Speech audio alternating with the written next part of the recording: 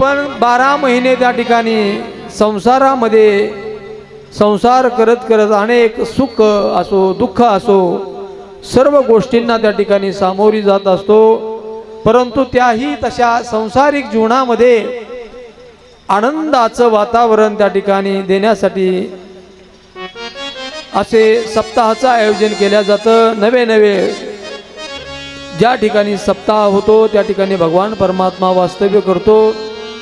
आपल्या या भूमीमध्ये देखील भगवान दत्तात्रेयाच्या या पावन दरबारामध्ये गेले 6 दिवस झालं भगवान परमात्म्याचं वास्तव्य आहे। आज 7वा दिवस आहे। काल आपण कथा पाहिली। भगवान परमात्म्याने अनेक गवळणींना त्या ठिकाणी गोपाळांना आनंद देण्याचं काम केलं। नवे नवे सर्व गोपाळांना एकत्रित घेऊन त्या ठिकाणी काला केला। काला या शब्दाचे अनेक अर्थ आहेत। खरा काला म्हणजे जीव आणि ब्रह्माचं ऐक्य, म्हणजे भगवान परमात्म्याला त्या भगवान परमात्म्याच्या स्वरूपाला जाऊन आपण मिळणं हेच खरा काला आहे। कारण की आपला उगम देखील तिथून झालेला आहे। आपण जिथून आलेलो आहोत तिथंच त्या ठिकाणी जाऊन मिळण्यामध्ये पूर्णता आहे। आपण पाहिलं की तुका म्हणे जन्मा आल्याचे सार्थक विठ्ठलची एक देखिली या। त्या भगवान परमात्म्याला प्राप्त करण्यामध्येच तुमचं आमचं कर्तव्य आहे। त्या पद्धतीने दही भाताचा खिचडी काला नवे नवे जीव ब्रह्माचा त्या ठिकाणी काला भगवान परमात्म्याने केला। आणि त्या ठिकाणी भगवान परमात्मा पुढं त्या ठिकाणी आता गोवर्धन पर्वत त्या ठिकाणी लीला करतात। नवे नवे त्या गोवर्धनाची पूजा करण्यासाठी भगवान परमात्मा जातात। त्याच्या अगोदर त्या ठिकाणी सर्व नंदबाबा असतील, सर्व गोपाळ असतील, गोपिका असतील, सर्वजण त्या ठिकाणी प्रत्येक वर्षी त्या इंद्राची पूजा करत होते। नवे नवे प्रत्येकाला वाटत होतं की पडणारा पाऊस हे फक्त इंद्रामुळे पडत आहे, म्हणून त्या इंद्रदेवाची पूजा करण्यासाठी 56 प्रकारचे भोग घेऊन प्रत्येक वर्षी त्या ठिकाणी सर्व त्या ठिकाणी गोपाळ, गवळणी, नंदबाबा, यशोदा सर्वजण जात होते। ती पूजा पाहिल्याच्या नंतर भगवान परमात्म्याच्या लक्षात आलं की खरा पाऊस ज्याच्यामुळे पडत आहे ते कुठेतरी बाजूला राहतात आणि पूजा मात्र त्या ठिकाणी इंद्राची होते। म्हणून बघा तुम्ही कधी कधी त्या ठिकाणी सामाजिक कार्य करत असताना, धार्मिक कार्य करत असताना काही मंडळी एवढी सेवा करतात, एवढी सेवा करतात, ते कुठेतरी पाठीमागे राहतात आणि नाही त्या लोकांचा त्या ठिकाणी जय जयकार उदो उदो होत असतो। तसं त्या ठिकाणी इंद्राची पूजा करायला गेल्याच्या नंतर कृष्ण परमात्म्याने सांगितलं सर्वांना की पाऊस देण्याचं काम त्या ठिकाणी कोण करत असेल तर या मृत्यू लोकामध्ये अनेक मोठे मोठे झाडं आहेत, त्या ठिकाणी अनेक मोठे मोठे पर्वत आहेत, डोंगर आहेत, त्यामधलाच त्या ठिकाणी गोवर्धन पर्वत हे एक पर्वत आहे आणि त्याच पर्वतावरती भरपूर झाडी आहे। आणि आता इंद्राची पूजा करायची नाही म्हणतात, तर पूजा आता यावर्षी कोणाची करायची तर गोवर्धन भगवंताची पूजा करायची। म्हणून भगवान परमात्म्याने त्या ठिकाणी गोवर्धन पूजा करण्याचं ठरवलं, सर्व लोकांना सांगितलं। सर्वांनी आता त्या ठिकाणी गोवर्धनाची पूजा करायची ठरवल्याच्या नंतर इकडं इंद्राला ही बातमी त्या ठिकाणी कळाली आणि बातमी कळाल्याचा परिणाम इंद्राला एवढा राग आला, कारण की त्या ठिकाणी प्रत्येक वर्षी इंद्राची पूजा चांगल्या पद्धतीने सर्वजण करत होते आणि इंद्राला वाटलं आता ह्या वर्षीच त्या ठिकाणी माझी पूजा होणार नाही। म्हणून इंद्राने त्या ठिकाणी इजाचा कडकडाट चालू केला नवे नवे मुसळधार पाऊस त्या ठिकाणी पडू लागला. रखता गोदने हो इंद्र गोपाला भारी रखता गोदने हो इंद्र गोपाला मेघ जोगडाडीला शिळावर सताधारी मेघ जोगडाडीला सताधारी राखीले गोकुळ नक्की धरुनिया गिरी राखीले गोकुळ निर्भय लोकपाल अववर हारी जय देवा कृष्णना जय रुक्मिणी आरती वाळी माधव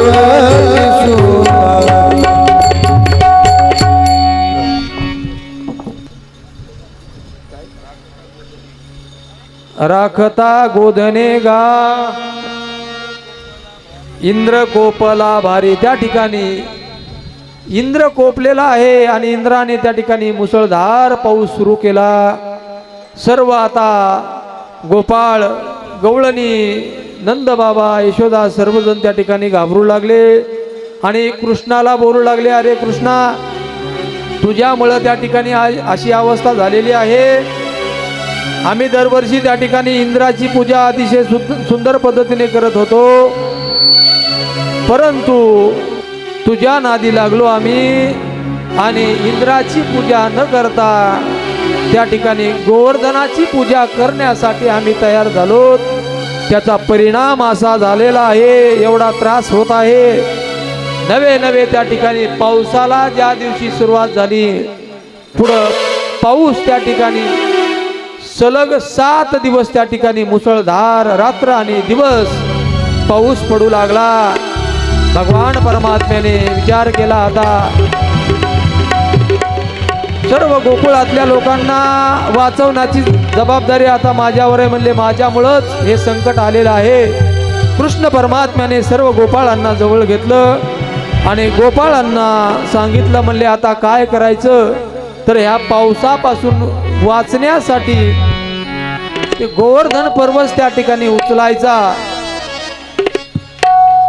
त्या गोवर्धनाला उचलण्यासाठी सर्वजण त्या ठिकाणी तयार झाले. भगवान परमात्म्याने त्या ठिकाणी गोवर्धनाला हात लावला. सर्वजणांनी सर्व गोपाळांनी ते गोवर्धन उचलला आणि सर्वजण त्या ठिकाणी त्या गोवर्धनाच्या खाली अगदी सुखरूप त्या ठिकाणी राहू लागले. तुम बिन मोरी कौन खबर ले गोवर्धन गिरिधारी रे गोवर्धन गिरिधारी गोवर्धन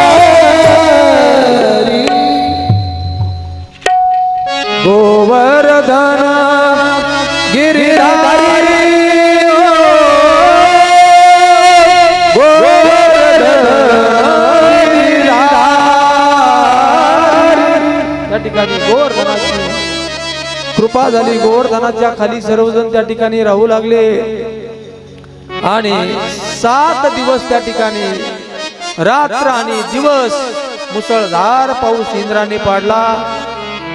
त्याच वेळेस त्या ठिकाणी भगवान परमात्म्याचं कृष्णाचं वय देखील 7 वर्षाचं होतं.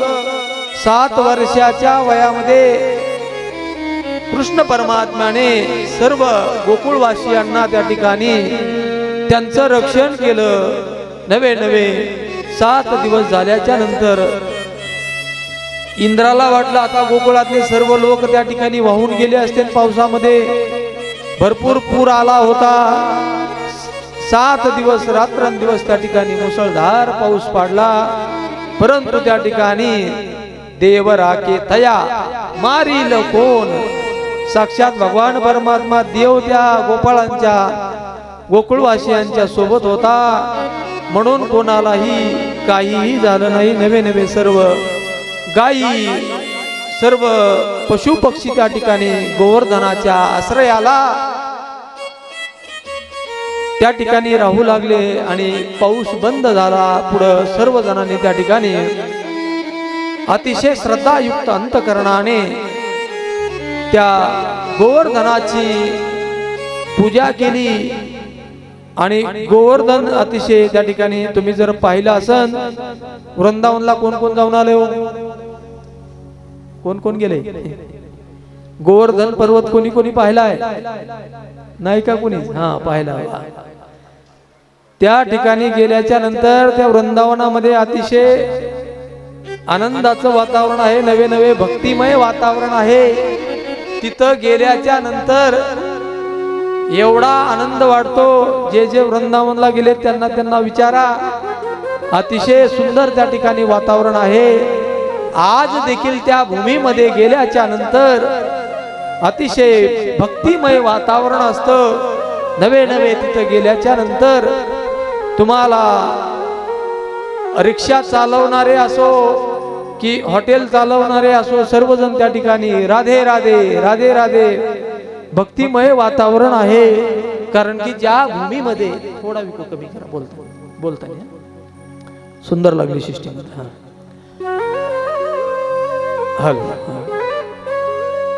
भगवान परमात्मा ज्या भूमीमध्ये राहिले त्या भूमीमध्ये अतिशय आज देखील त्या ठिकाणी गेल्याच्या नंतर त्या भगवान परमात्म्याच्या कथा आपण ऐकल्या, ते तिथं पाहिल्याच्या नंतर आणखीन त्या ठिकाणी आनंदाचं वातावरण निर्माण होतं. नवे अतिशय भक्तिमय वातावरण आहे. कधी वेळ भेटला तर जाऊन या वृंदावनला. अतिशय बघण्यासारखे ठिकाण आहेत. आम्ही त्या ठिकाणी आत्ताच शिवरात्रीला त्या ठिकाणी वृंदावनला जाऊन आलो. तर अतिशय सुंदर वातावरण आहे. अनेक मंदिरं पाहण्यासारखे आहेत. आता आम्हाला दिवाळी झाल्याच्या नंतर जायचं आहे. आमच्याबरोबर 100 माणसं आहेत. उद्धव महाराज, सुषेण महाराज, आम्ही त्या ठिकाणी भागवत कथेचं आयोजन केलेलं आहे. अतिशय सुंदर वातावरणामध्ये त्या ठिकाणी नवे तिथं गेल्याच्या नंतर भक्ती काय असते हे आम्हाला शिकायला भेटतं.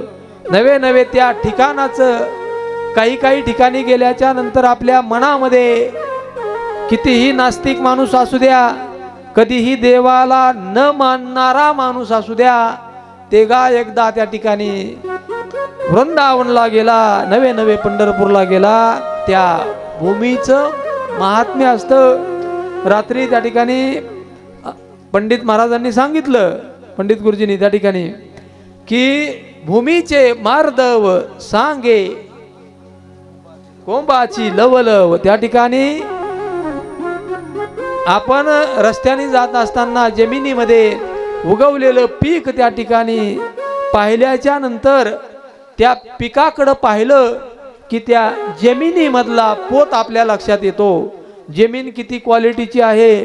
तसं त्या ठिकाणी काही ठिकाणं असे आहेत, काही गावं असे आहेत, तिथं गेल्याच्या नंतर असं वाटतं की इथली भूमी खरंच पुण्यवान आहे. आणि आम्हाला देखील या ठिकाणी आल्याच्या नंतर खरंच मनाभावातून सांगतो, तुमच्या गावामध्ये अतिशय सुंदर वातावरण आहे. नवे त्या ठिकाणी धार्मिक वातावरण आहे. त्याचं कारण ही भूमी नगद नारायण महाराजांच्या पादस्पर्शाने पुनीत झालेली आहे. नवे नवे अनेक साधू संत महात्मे या भूमीमध्ये येऊन गेले. आज देखील या भूमीमध्ये त्या ठिकाणी त्यांच्या येण्याने त्या ठिकाणी ही भूमी अतिशय सुंदर आहे. अतिशय धार्मिक लोक आहेत, भावनिक लोक आहेत. खूप आम्हाला आनंद वाटला. या ठिकाणी 8 दिवस कसे निघून गेले. नाही तर आमचं ठरलं होतं उद्धव महाराज नाही का, रोज कथा करायची निघून जायचं.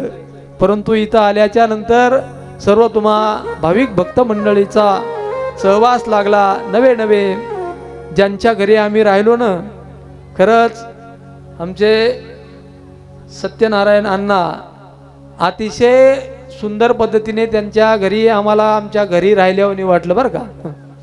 8 दिवस 7 दिवस कसे निघून गेले कळाले नाही. घरातला समजा परिवार त्यांचा, लहान लहान त्यांच्या नाती मुलं त्या ठिकाणी, मुली, घरातला सर्व परिवार त्या ठिकाणी अतिशय श्रद्धेने नवे नवे आम्हीही 5 जण त्या ठिकाणी त्यांच्याच घरातले परिवारातले म्हणून त्या ठिकाणी 7 दिवस राहिलो.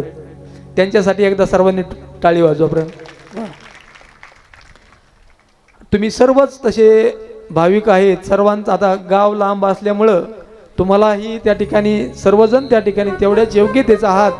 परंतु आमची ज्यांनी 7 दिवस खरी सेवा केली, आम्हाला घरच्यासारखं तिथं वाटलं. अतिशय कसे 7 दिवस निघून गेले हे आम्हालाही कळालं नाही. कारण की तुमचं गावच अतिशय पवित्र आहे. पवित्र ते कुळ पावन तो देश, जेते हरीचे दास जन्म घेती. ज्या ठिकाणी त्या ठिकाणी हरिभक्त जन्माला येतात, इथं भरपूर कीर्तनकार आहेत. आमचे वकील साहेब रोज पारायण करतात, कीर्तन करतात.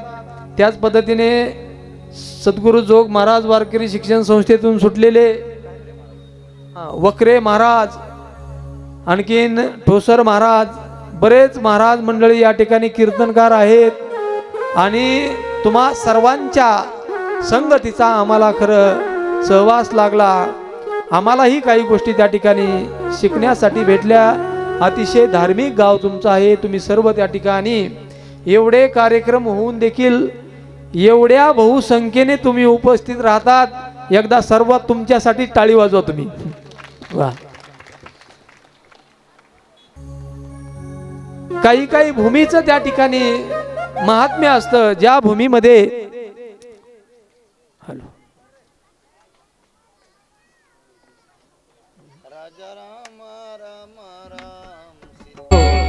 काही काही त्या ठिकाणी भूमीमध्ये पवित्र वातावरण असतं. नवे नवे तिथं गेल्याच्या नंतर तशी भावना होत असते. तसं त्या ठिकाणी भगवान परमात्म्याने त्या गोवर्धनाची अतिशय सुंदर पद्धतीने त्या ठिकाणी पूजा केली. आणि त्या गोवर्धनाची पूजा केल्याच्या नंतर पुढं भगवान परमात्म्याने अनेक त्या ठिकाणी लीला केलेल्या आहेत. आता आपल्याला धावत्या वेगामध्ये पाहायचं आहे. पुढं भगवान परमात्मा जसं गोपाळांना काला देऊन त्या ठिकाणी त्यांना आनंदित केलं, तसं काला खाण्यासाठी त्या ठिकाणी गोपी नव्हत्या. त्या गोपींना त्या ठिकाणी काला खाण्यासाठी यायला जमलं नाही. म्हणून भगवान परमात्म्याने त्या ठिकाणी ठरवलं की आता गोपाळांना आपण काला देऊन त्या ठिकाणी आनंदित केलेलं आहे. परंतु त्या गोपिकांसाठी काहीतरी आपण केलं पाहिजे. नवे नवे ज्या गोपिकांनी अगदी लहानपणापासून कृष्ण परमात्म्याला त्या ठिकाणी सांभाळलं, नवे नवे कृष्ण परमात्मा आणि बलराम दादा त्या ठिकाणी घरी कमी आणि बाहेर गोपिकांच्याच त्या ठिकाणी घरी राहायचे जास्त, त्या राधेसोबत जास्त राहायचे. त्या ठिकाणी भगवान परमात्म्याने सर्व गोपींना गोपाळांना अतिशय आनंद दिला होता. परंतु आता गोपींना आनंद देण्यासाठी त्या ठिकाणी भगवान परमात्म्याने ठरवलं की आता त्या ठिकाणी रासलीला करायची. आणि रासलीला करण्यासाठी भगवान परमात्म्याने सर्वांना सांगितलं. नवे नवे आपली बासरी घेतली आणि त्या ठिकाणी सुंदर अशी बासरी वाजू लागले. बासरीचा आवाज त्या ठिकाणी कानावर आला की संसारामध्ये संसार करणाऱ्या ह्या गवळणी भगवान परमात्म्याच्या बासरीचा आवाज आला की सर्व देहभान विसरायच्या आणि जशा अवस्थेमध्ये आहे त्या अवस्थेमध्ये भगवान परमात्म्याची बासरी ऐकण्यासाठी जायच्या. हरी तुझ्या मुरलीच्या पायी रे, कान तुझ्या मुरलीच्या पायी रे, मन मोहिले रे, मन मोहिले रे, मन मोहिले रे, मन मोहिले रे, मन मोहिले रे, मन मोहिले रे, मन मोहिले रे, मन मोहिले. हरी तुझ्या मुरलीच्या पायी रे, कान तुझ्या मुरलीच्या पायी रे, मन मोहिले रे.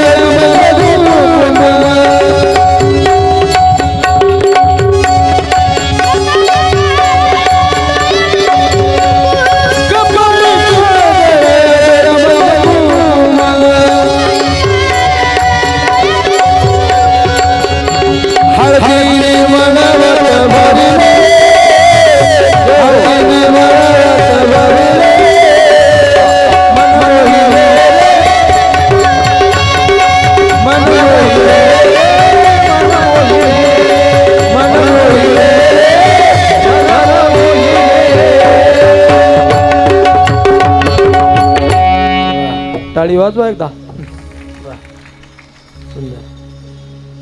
मन मोहिले रे, मन मोहिले. त्या ठिकाणी भगवान कृष्ण परमात्म्याने नुसती बासरी वाजवली की सर्व गवळणी आपले कामधंदा विसरायच्या आणि भगवान परमात्म्याची मुरली ऐकण्यासाठी त्या ठिकाणी सर्व गवळणी गोपाळ येतील. याच्यामध्ये नवल नाही तर वनामध्ये सोडलेल्या गायी, नवे नवे जंगलामधले असलेले प्राणी देखील त्या ठिकाणी एकत्र येऊन त्या ठिकाणी भगवान कृष्ण परमात्म्याची बासरी ऐकण्यासाठी सर्वजण त्या ठिकाणी यायचे.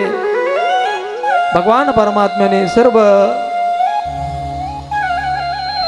गोपिकांना त्या ठिकाणी आता रासलीला करण्यासाठी बोलवलं आणि रासलीला करण्यासाठी पौर्णिमेची रात्र आहे आणि पौर्णिमेच्या दिवशी त्या ठिकाणी भगवान परमात्म्याने सर्व गोपी बरोबर गवळणी बरोबर त्या ठिकाणी रासलीला चालू केली. राधा नाचे कृष्ण नाचे, नाचे गोपीजन. राधा नाचे कृष्ण नाचे गोपीजन. मन में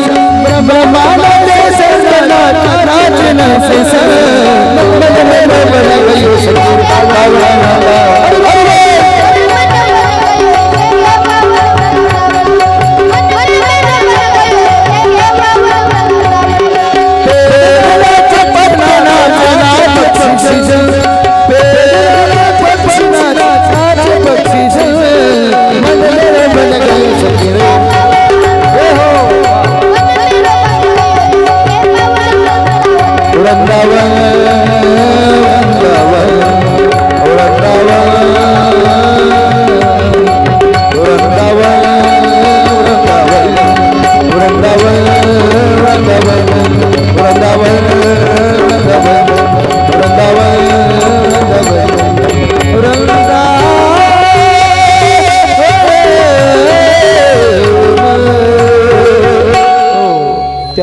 परमात्म्याबरोबर सर्व गोपी त्या ठिकाणी रासलीला खेळू लागले. नवे नवे भगवान परमात्म्याने जेवढे चरित्र केले त्या प्रत्येक चरित्रामध्ये काहीतरी तुम्हाला आम्हाला त्या ठिकाणी उपदेश दिलेला आहे.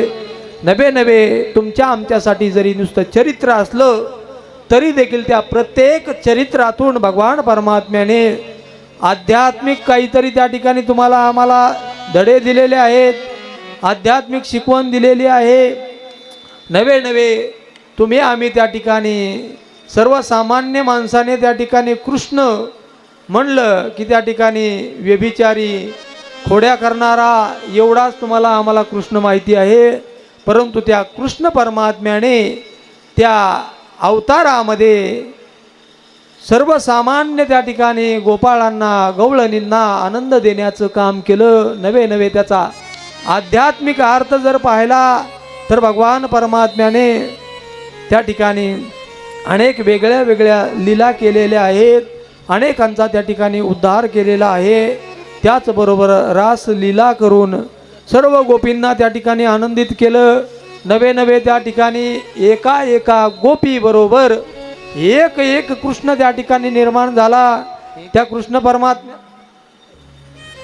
कृष्ण परमात्म्याला काय करता येत नाही, कारण की आपण पाहिलं म्या बोलविल्या वेद बोले, म्या चालविल्या सूर्य चाले, म्या हलविल्या प्राणू हले, जो जगाते चाळीता.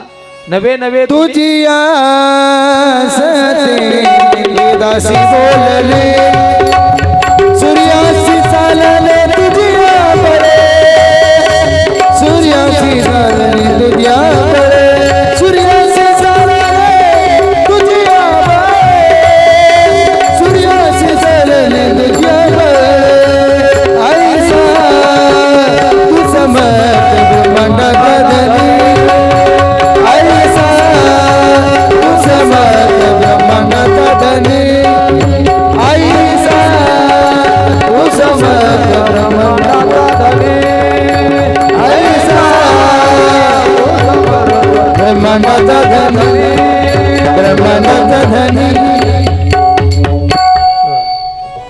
ऐसा तू समर्थ ब्रह्मांडाचा धनी. नवे नवे त्या भगवान परमात्म्याला उपमा देत असताना ज्ञानेश्वरीमध्ये ज्ञानेश्वर महाराज देखील म्हणतात, षडगुण ऐश्वर्य संपन्न एक भगवंतची जाण. सर्व संत महात्म्याने देखील त्या भगवान परमात्म्याला सांगितलेलं आहे, उपमा देत असताना म्हणलेले आहेत. 6 गुण ज्या ठिकाणी आहेत तेच भगवान परमात्म्याचं ठिकाण आहे.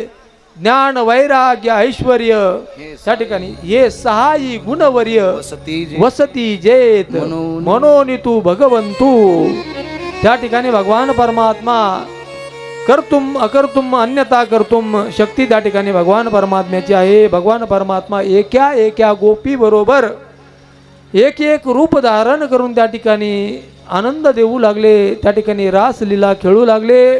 परंतु परिणाम असा झाला, त्या गोपिकांना वाटू लागलं, त्यांच्या मनामध्ये अहंकार निर्माण झाला की कृष्ण माझ्याबरोबरच आहे. प्रत्येकीला वाटायचं कृष्ण माझ्याबरोबर आहे.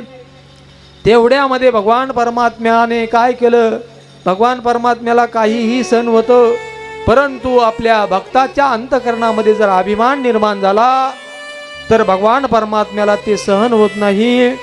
भगवान परमात्मा आपल्या भक्ताला जागीच सावध करतो. त्याच्यासाठी अनेक पुराणामध्ये कथा आलेल्या आहेत. थोडक्यामध्ये जर पाहायचं झालं तर नारदाच्या मनामध्ये देखील अहंकार आलेला होता.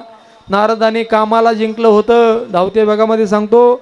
आणि कामाला जिंकल्याच्या नंतर त्या ठिकाणी नारद सर्व त्या ठिकाणी देवतांना सांगत सांगत फिरू लागले, मी कामाला जिंकलं, कामाला जिंकलं, कामावर विजय मिळवला. भगवान परमात्म्याला कळालं की अरे सारखं नारायण नारायण करत भजन करणारा नारद आता नारायणाचं भजन विसरला आणि कामाचं भजन करू लागला. मी कामाला जिंकलं, कामाला जिंकलं. नवे नवे नारदजी ही गोष्ट सांगण्यासाठी ब्रह्मदेवाकडे गेले आणि ब्रह्मदेवाकडे गेल्याच्या नंतर ब्रह्मदेवाला सांगू लागले, ब्रह्मदेवा तुम्हाला माहिती का काय घडलं तर? ब्रह्मदेव म्हणले नाही माहिती. आता ब्रह्मदेवाला माहिती होतं, परंतु ब्रह्मदेव म्हणले नाही माहिती काय झालं. तर नारदजी म्हणले ज्या कामाने अनेक मोठ्या मोठ्या साधू संतांना ऋषींना त्या ठिकाणी पछाडलेला आहे, नवे नवे भगवान शंकराला त्या कामाला जिंकता आलं नाही, ते काम मी जिंकलेलं आहे. त्यावेळेस ब्रह्मदेवाने सांगितलं, नारदजी अहो तुम्ही त्या कामाला जिंकता याच्यामध्ये नवल नाही, तर तुमचा एखादा भक्त, तुमचा नाव घेणारा भक्त जर असेल, ते देखील त्या ठिकाणी कामावर विजय मिळवू शकतो. तुम्ही तर महान आहात. परंतु नारदाला वाटलं की आपला मोठेपणा ब्रह्मदेवाला सहन होत नाही. पुढं तसंच भजन सोडून नारदजी त्या ठिकाणी सांगत सुटले, मी कामाला जिंकलं, कामाला जिंकलं. भगवान विष्णूकडे गेले, भगवान शिवजीकडे गेले, सर्वांना सांगू लागले मी कामाला जिंकलं, नवे नवे सर्वात श्रेष्ठ मी आहे. नारदाच्या मनामध्ये अहंकार आला, कामावर विजय मिळवला, परंतु अहंकार आल्याच्या नंतर भगवान परमात्म्याला वाटलं की आता आपला भक्त त्या ठिकाणी जरा वेगळ्याच मार्गाला जात आहे, त्याला आपण आता सावध केलं पाहिजे. त्याच नारदाचा अहंकार घालवण्यासाठी भगवान परमात्म्याने मायावी नगरी बनवली आणि सुंदर अशी मायावी नगरी बनवल्याच्या नंतर त्या मायावी नगरीचा राजा होता शिलनिधी राजा. आणि त्याच शिलनिधी राजाची एक सुंदर असलेली कन्या, तिचं नाव होतं विश्वमोहिनी. विश्वाला मोहून टाकणारी म्हणजे त्या ठिकाणी म्हणून तिचं नाव विश्वमोहिनी ठेवण्यात आलं. आणि भगवान परमात्म्याने बनवलेली ती सृष्टी होती. आणि विश्वमोहिनीला त्या ठिकाणी बनवल्याच्या नंतर नारद मुनी सर्वांना आतापर्यंत सांगत सुटले होते की मी कामावर विजय मिळवला, काम जिंकला. त्याच वाटेवरून जात असताना भगवान परमात्म्याने निर्माण केली ती मायावी नगरी. त्या नगरीच्या साईडनी नारदजी जाऊ लागले आणि तहान लागली म्हणून पाणी पिण्यासाठी त्या मायावी नगरीमध्ये गेले. आणि मायावी नगरीमध्ये गेल्याचा परिणाम असा झाला, नगरी कशी होती, भगवान परमात्म्याने बनवलेली होती आणि मायावी होती. नारदजी त्या ठिकाणी गेले की त्यांच्या अंगामध्ये देखील त्या ठिकाणी मायावी नगरीचा प्रवेश झाला. आणि आतापर्यंत मी कामाला जिंकलं, मी कामावर विजय मिळवला असे म्हणणारे नारदजी पुढे गेले आणि त्या शिलनिधी राजाने त्यांचं स्वागत केलं. स्वागत केल्याच्या नंतर त्या ठिकाणी त्या विश्वमोहिनीचं आता लग्न लावायचं होतं. आणि लग्नाच्या अगोदर नारद मुनीच्या हस्ते तिचं भविष्य पाहावं म्हणून त्या ठिकाणी त्या शिलनिधी राजाने नारदाच्या समोर त्या विश्वमोहिनीला आणलं, पुढं बसवलं. आणि समोर बसवल्याच्या नंतर नारदजीला विनंती केली, म्हणले नारद मुनी माझ्या मुलीचं भविष्य पहा, हिचं आता लग्न करायचंय, नवे नवे हिला कसा वर भेटणार, हिला कसा मालक भेटणार हे सांगा म्हणले भविष्य. त्याच वेळेस त्या ठिकाणी विश्वमोहिनीला नारदाच्या समोर बसवलं. बसवल्याच्या नंतर त्या ठिकाणी ज्या वेळेस नारदाने विश्वमोहिनीचा हातामध्ये घेतला, पाहू लागले त्या विश्वमोहिनीच्या हातावर असं लिहिलेलं होतं की ही विश्वमोहिनी ज्याच्या गळ्यामध्ये हार घालीन ते ब्रह्मांडाचा चालक मालक भगवान परमात्मा असेल, असं भविष्य होतं. परंतु नारदाने ते भविष्य उलटं केलं. कसं, राजा म्हणले ही ज्याच्या गळ्यामध्ये हार घालणार आहे ना ते ब्रह्मांडाचा चालक होईल, उलटं भविष्य सांगितलं. आणि नारदाच्या मनामध्ये आता विकल्प निर्माण झाला. नारदजी म्हणू लागले एवढी सुंदर असणारी विश्वमोहिनी कोणाच्या तरी त्या ठिकाणी गळ्यामध्ये हार घालणार आहे, कोणाच्या तरी गळ्यामध्ये हार घालणार तर आहेच, परंतु तिने जर माझ्याच गळ्यामध्ये हार घातला तर. आतापर्यंत नारदजी म्हणू लागले मी कामावर विजय मिळवला, कामाला जिंकलं. परंतु नारदाच्या मनामध्ये त्या ठिकाणी विकल्प निर्माण झाला. नारदजी तिथून बाहेर गेले, भविष्य सांगून एका नदीच्या काठावर गेले. आणि नदीच्या काठावर जाऊन त्या ठिकाणी भगवान परमात्म्याला हात जोडून विनंती केली, अरे देवा आजपर्यंत मी आयुष्यभर त्या ठिकाणी भजन केलंय, मी तुम्हाला काही मागितलं नाही, परंतु आता मागतो, मला तुम्ही काय करा, तर सुंदर असं रूप द्या, हरी रूप द्या. भगवान परमात्म्याने सुंदर रूप दिलं नारदाला, परंतु कसं दिलं? शरीर अतिशय सुंदर बनवलेलं आहे, हात चांगले आहेत, पाय चांगले आहेत, पूर्ण शरीर चांगलं बनवलं, परंतु तोंड मात्र त्या ठिकाणी माकडाचं दिलं. नारदाला वाटलं की आपल्याला सुंदर रूप भगवान परमात्म्याने दिलेलं आहे. नारदजी खुश झाले. त्या ठिकाणी काही माणसं त्या ठिकाणी नारदाला ते सांगू लागले, अहो नारदजी, तुमच्यासारखा सुंदर जगामध्ये कोणी नाही. आता नारदाला सुंदर रूप मागितल्याच्या नंतर भगवान परमात्म्याच्या लक्षात आलं, याला जर चांगलं रूप द्यावं तर हे विश्वमोहिनी बरोबर लग्न करीन आणि आजपर्यंत भजन करणारा माझा भक्त त्या ठिकाणी संसारामध्ये त्या ठिकाणी अडकून पडन. त्याला सावध करण्यासाठी भगवान परमात्म्याने बनवलेली ही मायावी नगरी. भगवान परमात्म्याने माकडाचं तोंड दिलं, परंतु स्वतःचं तोंड स्वतःला दिसत नाही. म्हणून बघा तुम्ही संसारामध्ये तुम्ही आम्ही सर्वजण आपल्या ठिकाणी किती दोष आहेत हे प्रत्येकाला आपले दोष कधीच दिसत नाहीत. समोरचा किती चुकीचं वागतोय हे प्रत्येकाला दिसतंय, बरोबर आहे का नाही? समोरचा कुठं चुकतंय हे प्रत्येकाला दिसतंय, परंतु आपल्या काय चुका होतात, आपल्या ठिकाणी कोणते अवगुण आहेत हे कोणालाही कळत नाहीत. म्हणजे त्या पद्धतीने नारदाला शरीर दिसू लागलं, जेवढं डोळ्यांनी दिसू लागलं तेवढं चांगलं दिसू लागलं, परंतु स्वतःचं तोंड त्या ठिकाणी नारदाला दिसत नव्हतं.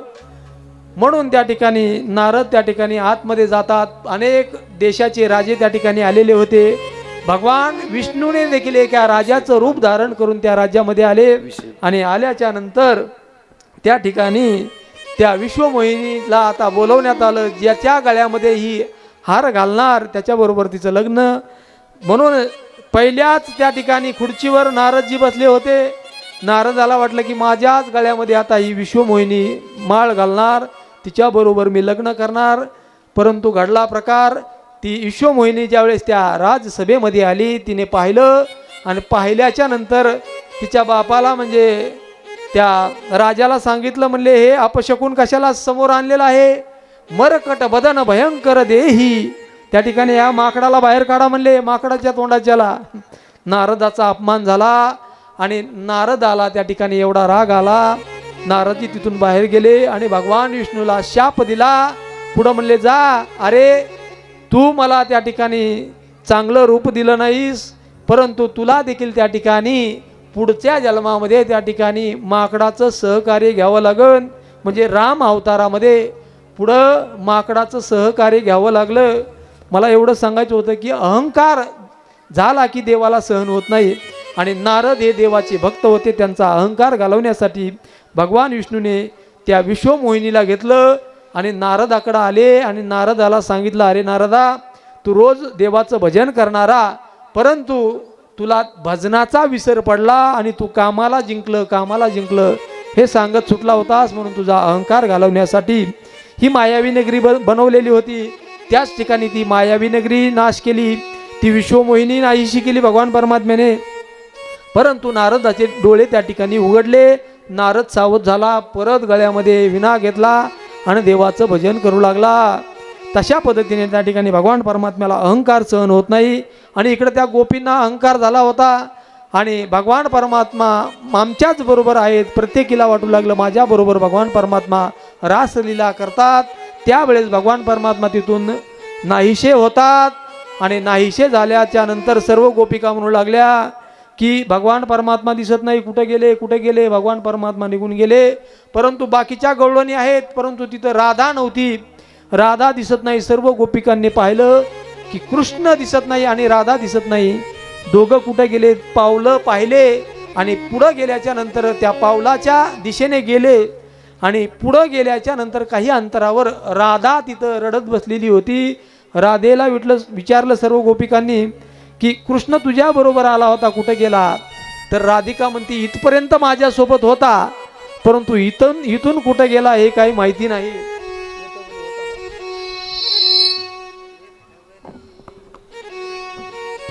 इतबारी हो संग, इतबारी हो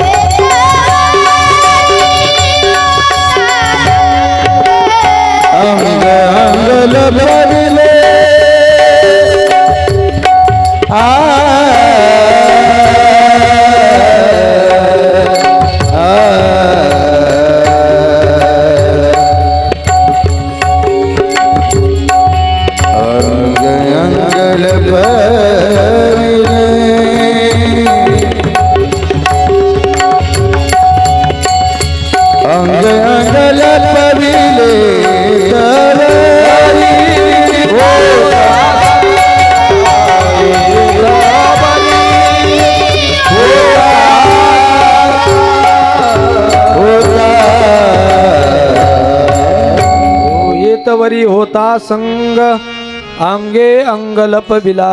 राधेने सांगितलं इथपर्यंत भगवान परमात्मा माझ्या बरोबर होता, परंतु इथून कुठे गेला हे काही माहिती नाही. कारण की भगवान परमात्मा ज्यावेळेस राधेबरोबर गेला त्यावेळेस त्या ठिकाणी राधा त्या ठिकाणी कृष्ण परमात्म्याला बाहेर गेल्याच्या नंतर म्हणली मला तुमच्या खांद्यावर घ्या. आणि खांद्यावर भगवान परमात्म्याने राधेला घेतलं आणि राधेला त्या ठिकाणी अहंकार झाला. आणि अहंकार झाल्याबरोबर राधेपासूनही भगवान परमात्मा कधी निघून गेले हे राधेला कळालं नाही. आणि नवे नवे भगवान परमात्मा अनेक लीला भगवान परमात्म्याने गोपी बरोबर केल्या, परंतु भगवान परमात्मा अगदी कमी वयामध्ये अगदी 7-8 वर्षाच्या वयामध्ये भगवान परमात्म्याने ह्या लीला केलेल्या आहेत. म्हणून त्या ठिकाणी भगवान परमात्म्याचं चरित्र ऐकत असताना त्या ठिकाणी त्याचा नुसता उच्चार करायचा, त्याचं आचरण भगवान परमात्म्याचं करायचं नाही. नाहीतर त्या ठिकाणी भगवान परमात्मा काय करतो, भगवान परमात्मा अनेक लीला त्या भगवान परमात्म्याने केल्या. पुढं भगवान परमात्म्याचा आता आपल्याला विवाह सोहळा संपन्न करायचा आहे आणि थोड्या वेळामध्ये आपल्या कथेला पूर्ण विराम द्यायचा आहे. बनवले लावायचे का गेट किल त्या ठिकाणी कृष्ण भगवान कृष्ण परमात्मा पुढं अनेक राक्षसांना मरतो, अनेकांचं त्या ठिकाणी उद्धार करतो, अनेक भक्तांना भेट देतो. भगवान परमात्म्याचा विवाह सोहळा त्या ठिकाणी त्या रुक्मिणी बरोबर होणार होता. अतिशय थाटामाटामध्ये त्या ठिकाणी भगवान परमात्म्याचा त्या रुक्मिणी बरोबर विवाह सोहळा त्या ठिकाणी संपन्न झाला. नवे नवे आपल्यालाही अवघ्या 2-3 मंगल अष्टिका म्हणून त्या ठिकाणी भगवान परमात्म्याचा विवाह सोहळा संपन्न करू. सावरा शुभ मंगल सावरा शुभ मंगल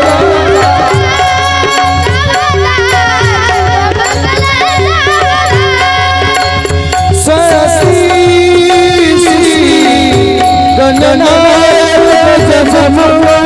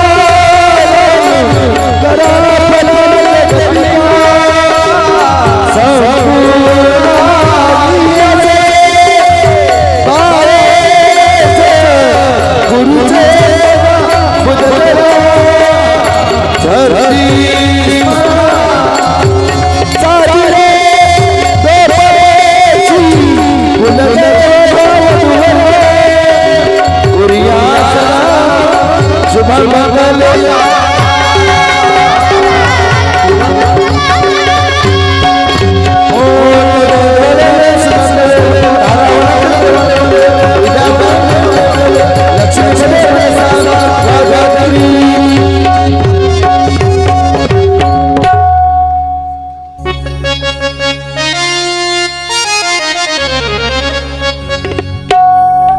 या सिंदखेड गावात सर्वांनी जागेवर उभं राहा. जागेवर उभं राहा. साक्षात भगवान परमात्म्याचं लग्न सोहळा आहे. हाताने टाळी वाजवायची सर्वांनी. सिंदखेड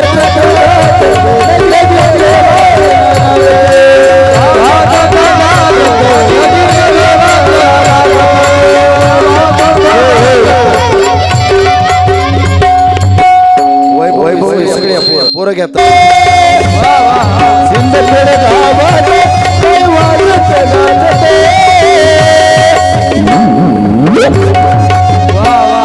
वाजत गाजते लगे देवाची लागते. वाजत गाजते लगे देवाची लागते.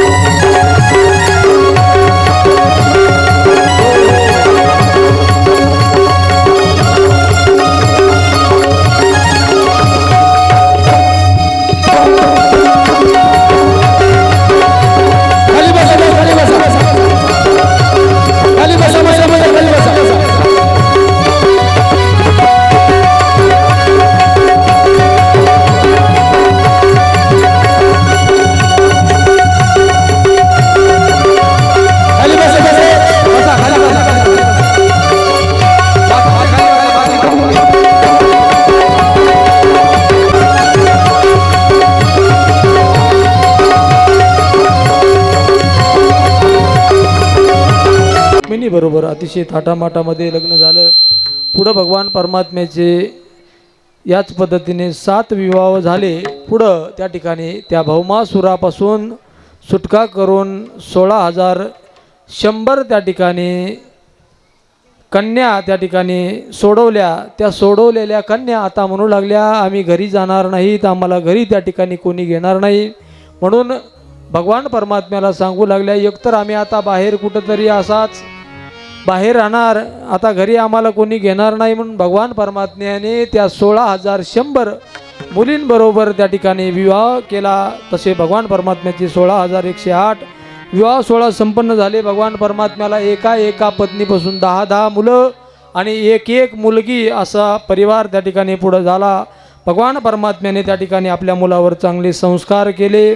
संस्कार करत असताना भगवान परमात्मा उपदेश करू लागले.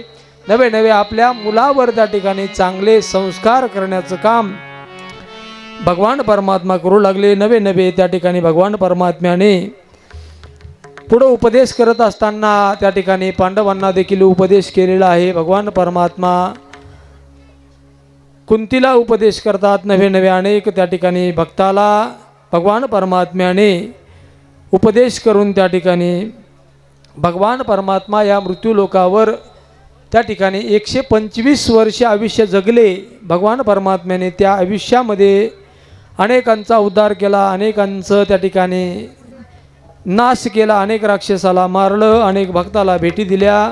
परंतु भगवान परमात्म्याने उपदेश करत असताना त्या ठिकाणी धर्मराजाला उपदेश करू लागले की ह्या अधिक मासामध्ये त्या ठिकाणी कोणत्या पद्धतीने कसं जीवन जगलं पाहिजे. नवे त्या ठिकाणी सूतजीने शौनक ऋषींना नवे 88 त्या ठिकाणी 1000 ऋषींना त्या ठिकाणी उपदेश केला. आणि तेच उपदेश भगवान कृष्ण परमात्म्याने धर्मराजाला पांडवांना त्या ठिकाणी केला. ह्या अधिक मासाचं महत्त्व त्या ठिकाणी भगवान परमात्म्याने सांगितलं. नवे त्या अधिक मासामध्ये त्या ठिकाणी जास्त दानाचंच महत्त्व सांगितलेलं आहे. दान करावं, कोणत्या पद्धतीने दान करावं, कसं करावं त्या दिवशी सांगितलं. दानाचे अनेक प्रकार सांगितलेले आहेत. द्विहे तुषड्या अभिष्टानम षडांगंच दीपाकयुक चतुष्प्रकारम त्रिविधम त्रिनाशम दानम स उच्यते. दान करत असताना पात्र योग्य का अयोग्य हे पाहून त्या ठिकाणी दान केलं पाहिजे. नवे अधिक मासामध्ये दान करत असताना त्या ठिकाणी अनर्शे दानाला महत्त्व दिलेलं आहे. नवे त्या ठिकाणी बत्ताशे दान, त्याच पद्धतीने आपल्या जावयाला मुलीला वस्त्रदान, सुवर्णदान त्या ठिकाणी अशा पद्धतीच्या दानाचं महत्त्व भगवान परमात्म्याने नवे या ठिकाणी या ग्रंथामध्ये सांगितलेलं आहे. आणि भगवान परमात्म्याने त्या ठिकाणी सांगत असताना सांगितलं की जीवन जगत असताना आपल्यापासून कोणालाही त्रास होणार नाही एवढ्या चांगल्या पद्धतीचं आपण जीवन जगणं हेच खरा परमार्थ आहे. नाहीतर परमार्थ करून काही उपयोग नाही. परमार्थ करायचा असेल तर आपल्यामुळं त्या ठिकाणी कोण्याही जीवाचा न घडो मत्सर त्या ठिकाणी परमार्थ करत असताना चांगल्या पद्धतीने श्रद्धायुक्त अंतकरणाने आणि आमच्या संत महात्म्याने सर्व संत महात्म्याने त्या ठिकाणी परमार्थ सांगत असताना डोळस पद्धतीने परमार्थ करायचा सांगितलेला आहे. इथं त्या ठिकाणी अंधश्रद्धेतून परमार्थ केला नाही पाहिजे. अंधश्रद्धा केली की त्याचा परिणाम काय होतो तुम्हाला अनेक उदाहरणं माहिती आहेत. नवे कुठलीही त्या ठिकाणी माहिती न घेता काही माणसं त्या ठिकाणी कुठल्याही संप्रदायावर, कुठल्याही साधूवर, कोणत्याही माणसावर विश्वास ठेवतात आणि पुन्हा फसल्या जातात. आणि पुन्हा तेच लोक त्या ठिकाणी नाव ठेवतात की परमार्थातले माणसं असे, परमार्थातले माणसं तसे. परमार्थातले माणसं चांगलेच आहेत.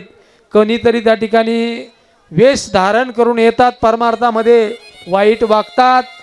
आणि हे आताच आहे असं नाही, तर प्रत्येक युगामध्ये त्या ठिकाणी साधूचा वेश धारण करून कोणता तरी वेगळा माणूस त्या ठिकाणी येतो, साधूला बदनाम करतो, संतांना बदनाम करतो. तसे अनेक त्या ठिकाणी कलियुगामध्ये देखील बापू, साधू, महात्मे अनेक त्या ठिकाणी येतात. परंतु वारकरी संप्रदाय एवढा शुद्ध आहे, एवढा डोळस आहे की संप्रदायासारखा दुसरा संप्रदाय आपल्याला भेटणार नाही. नवे या संप्रदायाचा देव त्या ठिकाणी कोणत्या जातीचा नाही, कोणत्या धर्माचा नाही, कोणत्या पंथाचा नाही, सर्व जाती धर्मांना एकत्रित आणणारा पांडुरंग परमात्मा या वारकरी संप्रदायाचं अधिष्ठान आहे. त्या ठिकाणी या वारकरी संप्रदायाचे जे संत आहेत, साधू आहेत, ते त्या ठिकाणी आपल्या संसाराचा त्याग केलेला आहे. त्यांनी नवे संसाराच्या नावे घालोन या शून्य वाढता हा पुण्य धर्म केला. अनेक संत महात्म्याने आपल्या त्या ठिकाणी संसाराचा त्याग केला. तुम्हा आम्हा सर्व त्या ठिकाणी सर्वसामान्य माणसाला नवे बहुजनांना एकत्रित आणण्याचं काम या ठिकाणी वारकरी संप्रदायाने केलेलं आहे. आणि त्याच वारकरी संप्रदायाच्या मागं तुम्ही सर्व भाविक भक्त मंडळी आहात, हे खरं अभिमानास्पद आहे. नवे त्या ठिकाणी वारकरी संप्रदायामध्ये कुठंही कान मंत्र दिल्या जात नाही. उघडा मंत्र जाणा आणि राम कृष्ण हरी म्हणा. अनेक साधू संत महात्मे या संप्रदायामध्ये झाले. अनेक त्या ठिकाणी साधू मोठे झाले. आपल्याच परिसरामध्ये श्री संत नगद नारायण महाराज झाले, श्री संत भगवान बाबा असतील, वामन भाऊ असतील, बंकट स्वामी असतील, त्या ठिकाणी अनेक साधू संत महात्मे जन्माला आले. आणि तुमच्या आमच्यावर खरं त्या ठिकाणी साधू संतांचे उपकार आहेत. नवे वारकरी संप्रदायावर त्या ठिकाणी सर्वात महत्त्वाचे उपकार त्या ठिकाणी मानत असताना अनेक साधूचे उपकार आहेत. त्यामध्ये श्री संत जोग महाराज वारकरी शिक्षण संस्थेने अनेक कीर्तनकार, हजारो कीर्तनकार त्या ठिकाणी तुम्हाला सांगितलं मी त्या दिवशी की त्या वारकरी शिक्षण संस्थेमध्ये गुरुजीला त्या ठिकाणी कुठल्याही प्रकारची पगार नाही. आपल्या गावातले वक्रे महाराज आहेत, ते देखील त्या संस्थेमध्ये शिकलेत, खरं भाग्यवान आहेत. आम्ही देखील त्याच संस्थेमध्ये त्या ठिकाणी 4 वर्ष त्या ठिकाणी शिकण्याचा प्रयत्न केला, थोडासा अभ्यास करण्याचा प्रयत्न केला. जे काही तुमच्या समोर त्या ठिकाणी 7 दिवसामध्ये बोलण्याचा प्रयत्न केलेला आहे, तसं पाहता त्या ठिकाणी आम्ही रामकथा भरपूर केल्या, भागवत कथा भरपूर केल्या, परंतु त्या ठिकाणी अधिक मास महात्म्य सांगण्याचं त्या ठिकाणी तुम्हा सर्व भाविक भक्त मंडळीच्या विनंतीला मान देऊन त्याच पद्धतीने आपल्याच गावातले वैभव महाराज करांडे आणि बजरंग तात्या यांच्या संपर्कातून तुमच्या सर्व भाविक भक्त मंडळीच्या दर्शनाचा योग लागला. जे काही बरोबर असन ते सद्गुरू जोग महाराज वारकरी शिक्षण संस्थेतील सर्व गुरुवर्यांचं आहे. बरोबर असन ते ग्रहण करा आणि चुकीचं असल ते माझी मला परत द्या. मी इथंच पुढं डोंगराच्या पलीकडे गेलं की सोडून देतो, मी तरी कशाला लिहू. त्या ठिकाणी अतिशय श्रद्धेने तुम्ही परमार्थ करतात. सर्व बहुसंख्येने या ठिकाणी तरुण मंडळी आहेत, नाहीतर परमार्थामध्ये तरुण मंडळीची संख्या खूप कमी आहे. तरणा भाग्यवंत नटे हरी कीर्तनात. तरुण मुली देखील भरपूर आहेत. माझी तरुण माता भगिनींना, त्या मुलींना एकच विनंती आहे की आपण त्या ठिकाणी भरपूर शिक्षण घ्या, परंतु शिकत असताना त्या ठिकाणी आपल्या आईवडिलांनी केलेले कष्ट त्या ठिकाणी जाण ठेवा. नवे नवे आपल्या हातून त्या ठिकाणी आपल्या हातून अशी चूक होऊ देऊ नका की आपल्या मायबापाचं मान त्या ठिकाणी खाली घालावं लागन. एवढ्या चांगल्या पद्धतीने आपलं जीवन जगा. सर्व तरुण मंडळी, तरुण मुला मुलींना ही विनंती आहे. तुम्ही सर्व भाविक भक्त मंडळी बहुसंख्येने रोज कथेसाठी उपस्थित राहिलात. आमची झालेली सेवा सर्व तुमच्या श्रोते मंडळीच्या चरणावर समर्पित. त्याचप्रमाणे आमच्या साथीसाठी आलेले महाराष्ट्रातील सुप्रसिद्ध गायनाचार्य, अतिशय गोड व्यक्तिमत्व. तसं अधिक महात्म्य कथा म्हणल्याच्या नंतर म्हणले नकोच, अगोदर नकोच म्हणू लागले उद्धव महाराज आमचे, पण म्हणलं चला जशी होईल तशी सेवा करू. त्या ठिकाणी उद्धव महाराज देखील विनंतीला मान देऊन आले. त्यांच्यासाठी एकदा टाळी वाजवा. वा, अतिशय गोड व्यक्तिमत्व आहे. महाराष्ट्रातील सुप्रसिद्ध गायक आहेत, नवे नवे उत्कृष्ट कीर्तनकार देखील आहेत ते. परंतु माझ्या विनंतीला मान देऊन उद्धव महाराज आले. तुम्हा ग्रामस्थांच्या विनंतीला मान देऊन महाराज आले. त्यांचे देखील खूप खूप आभार. त्याच पद्धतीने आपल्याच परिसराचे वैभव असणारे नवे नवे आमच्याबरोबर आलेले त्या ठिकाणी महाराष्ट्रातील नामवंत त्या ठिकाणी तबलावादक, उत्कृष्ट कीर्तनकार आणि भागवताचार्य, नुकतीच त्यांनी ही आताच भागवत कथा माजलगावमध्ये केली, असे आमचे परम मित्र महाराष्ट्रातील सुप्रसिद्ध तबलावादक कीर्तनकार सुषेण महाराज काशीद हे देखील या ठिकाणी उपस्थित राहिले. त्यांच्यासाठी एकदा टोळा. त्याच पद्धतीने आमचे बाल त्या ठिकाणी संस्थेतील त्या ठिकाणी गायनाचार्य, मृदंगाचार्य उद्धव महाराज आणि सुषेण महाराज यांच्याकडंच शिक्षण ज्यांनी घेतलेलं आहे, असे दोनही त्या ठिकाणी आमच्याबरोबरचे बाल कलाकार, त्यांचे देखील खूप खूप आभार. आपल्याच गावातील त्यांच्यासाठी एकदा टाळी वाजवा. त्याच पद्धतीने आपल्याच गावातील मला वाटते 5-6 जण आहेत नाही का पकवाज वाजवणारे, शिकणारे. हां, 5 जण आहेत बरं का. तुम्ही सर्व खरंच भाग्यवान आहात. आपल्या गावामध्ये ही पुढची पिढी, आता जुन्या माणसांनी तर परमार्थ केला आहे, जुन्या माणसांनी परमार्थ आजपर्यंत टिकवला आहे, त्यांचे खरे उपकार आहेत. पुढं वकील साहेबासारखे तरुण त्या ठिकाणी कीर्तनकार आहेत. पुन्हा आणखीन आता पुढची त्या ठिकाणी परमार्थाची धुरा चालवणारे आपल्याच गावातील सर्व हे 5-6 नवीन विद्यार्थी आहेत. त्यांनाही ग्रामस्थ मंडळीने त्यांना प्रोत्साहन द्यायचं. नवे नवे त्यांना त्या ठिकाणी कुठलीही अडचण आली तर सहकार्य करायचं. अशा 5-6 जणांना त्यांना देखील माझ्या ह्या व्यासपीठाच्या वतीने वंदन. त्यांच्यासाठी एकदा टाळी वाजवा. चला. गावातील सर्व त्या ठिकाणी कार्यकर्ते मंडळी असतील, सर्वांनी या ठिकाणी जमेल तशी त्या ठिकाणी सेवा केली. ही झालेली सेवा, झालेली त्या ठिकाणी कथेची सेवा सर्वांच्या चरणावर आता नतमस्तक होऊन याच ठिकाणी पूर्ण विराम देऊ. एकदा सर्वांनी माझ्या पाठीमागं श्लोक म्हणायचा आहे. आपल्या हातून कुठला चुकून अपराध घडला असेल तर त्याच्यातून मुक्तता होण्यासाठी सर्वांनी पाठीमागे श्लोक माझ्या म्हणायचा आहे. हात वर करून नाम संकीर्तनम यस्य नाम संकीर्तनम यस्य सर्व पाप प्रणाशनम सर्व पाप प्रणाशनं प्रणामो दुःख शमन प्रणामो दुःख शमन नमामि हरिं परम तं नमामि हरिं परम नाम संकीर्तनम यस्य नाम संकीर्तनम यस्य सर्व पाप प्रणाशनम सर्व पाप प्रणाशनं प्रणामो दुःख शमन प्रणामो दुःख शमन तं नमामि हरिं परम तं नमामि हरिं परम नाम संकीर्तनम यस्य नाम संकीर्तनम यस्य सर्व पाप प्रणाशनम सर्व पाप प्रणाशनं प्रणामो दुःख शमन प्रणामो दुःख शमन तं नमामि हरिं परम तं नमामि हरिं परम नमामि हरिं परम तं नमामि हरिं परम तं नमामि हरिं परम तं नमामि हरिं परम